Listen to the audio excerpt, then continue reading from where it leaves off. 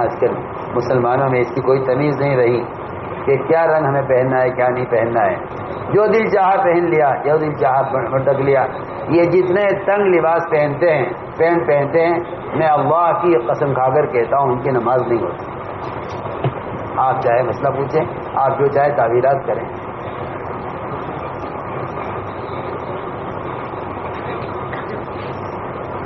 وجہ یہ ہے کہ پینٹ پہننے والا ننگے کے حکم میں ہے. اس میں ہے ننگے کے حکم.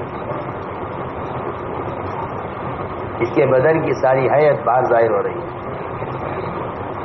اتنے تنگ کپڑے پہننا کہ جس سے انسان کے چھپے ہوئے اعضاء تو ظاہر ہوں. اس کو حدیث میں صراحت میں فرمایا کہ یہ قیامت میں ننگے ہوں گے، اور ان کا یعنی ننگے تو سبھی ہوں گے لیکن ان کا شمار ان لوگوں میں ہوگا جو دنیا میں ننگے رہے. یا اللہ تعالیٰ کی نظر میں یہ دنیا میں کپڑے پہنے ہوئے نہیں ہیں، ننگے ہیں.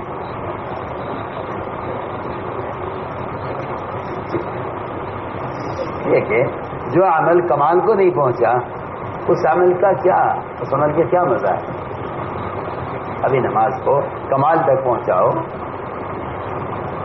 کہتے جی کیا کریں، ہم دفتر کے ملازم ہیں، وہاں کا قانون یہ ہے. میں نے کہا تمہیں کیا، کس نے منع کر دیا تمہیں؟ تم ایک لنگی ایک کرتا اپنے تھیلے میں رکھ لو، تو فارغ ہو جاؤ ان یہود و نصارہ کے نظام سے نکل کر باہر آؤ، کپڑے بدل لو. میں کوئی تمیز نہیں ہے، کوئی تمیز نہیں. میں تو حیران ہوں اس بات سے کہ اگر یہ ان کے دفاتر میں سنت کے لباس سے نہیں جا سکتا تو یہ اللہ کی مسجد میں غیر سنت لباس پہن کے کیسے آ سکتا ہے؟ سوال میرا، سوال کا جواب دے کوئی.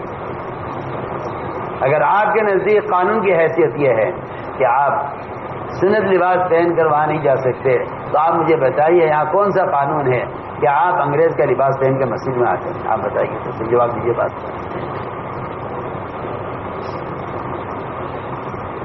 لیکن وہی بات ہے کہ جب احساس مردہ ہو جائے اور جب یہود و نصارہ کے طریقے دلوں میں رچ بس جائیں، حضرت صاف فرماتے تھے کہ جب کفر دل میں جڑیں پکڑ لیتا ہے تو غیروں کے طریقے اچھے لگتے ہیں. اسی تاکید سے کہہ رہا ہوں،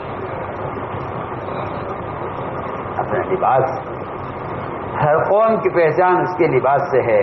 نہ نماز سے ہے، نہ زکوٰۃ سے ہے، نہ حج سے ہے، نہ روزے سے ہے، کہیں سے نہیں.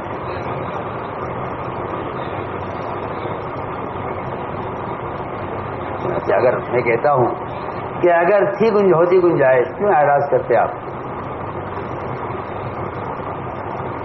آپ نے صرف مجھے دے کر اتنا فرمایا. میرے جسم پر سرخ رنگ کا، لال رنگ کا ایک باریک کپڑا تھا. آپ میں تو متوجہ ہے، پر میں یہ کیا پہنا ہوا ہے، یہ کیا پہنا ہوا ہے، بس اتنا کہا آپ نے. یہ کیا پہنا ہوا ہے؟ اس زمانے کی جہالت یہ ہے کہ لوگ سمجھتے ہیں کہ سنت لباس علماء کا لباس ہے. یہ ہے جہالت. سارے مسلمان اس جہالت میں مبتلا ہیں کہ مصنون لباس علماء کا لباس ہے.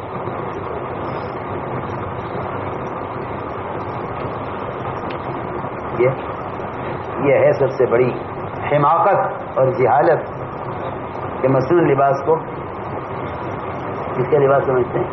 علماء کا لباس ہے. یہ جہالت ہے. چنانچہ لباس دیکھ کر آپ عالم ہیں، حالانکہ لباس کا تعلق مسلمان سے تھا، عالم سے کیا تعلق تھا؟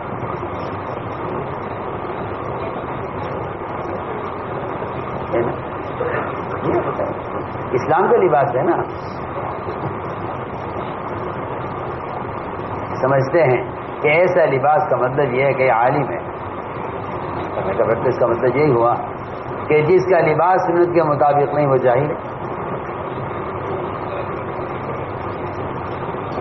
اس لیے یہ علماء کی یا نیک لوگوں کی علامت نہیں ہے، یہ تو مسلمان ہونے کی علامت ہے. جیسا وردی پولیس والے کا پولیس والا ہونے کی علامت ہے، اس کا مصنون لباس مسلمان کے مسلمان ہونے کی علامت ہے. اگر آپ مسلمان ہیں تو آپ کے لباس ہے, اگر آپ یہودی ہیں تو آپ کا یہ لباس ہے. سیدھی سیدھی بات. ہم تو کوئی فرق نہیں سمجھتے یہودیت اور اسلام میں, سوائے اس کے کہ آپ کو حلیہ بتائے گا کہ آپ مسلمان یا یہودی. آپ کے ذہن میں نصرانی ہونا نصرانیت ہے. ہمارے سنت اور قرآن میں خلاف سنت زندگی گزارنا یہودیت نصرانیت ہے. وہ اتنا چھوٹا لباس ہوتا ہے کہ آدمی جب جھکتا ہے تو پیچھے صدر اتنا کھل جاتا ہے کہ جس سے نماز یقینی طور پر فاسد ہو جاتی ہے.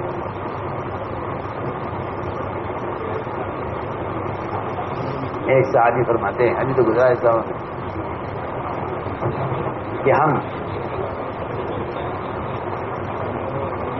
سادہ لباس اس لیے پہنتے ہیں کہ اس میں دو فائدے ہیں.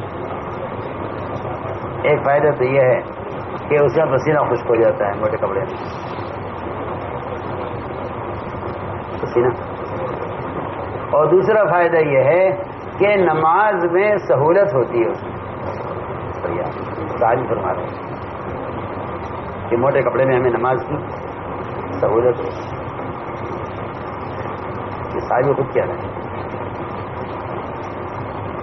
یہ ساتھ رکھ سکتا ہوں کہ جو لوگ پینٹ پہنتے ہیں نماز پڑھتے ہیں, میں سمجھتا ہوں اکثر کی نماز نہیں ہوتی, نماز فاسد ہوتی ہے. انہیں کہ یقینی طور پر جھکنے پر پیچھے اتنا سطر کھل جاتا ہے, کیونکہ جب کرتا نیچے تک نہیں ہے تو سطر کھل جاتا ہے. سطر کھلنے سے نماز فاسد ہو جاتی ہے.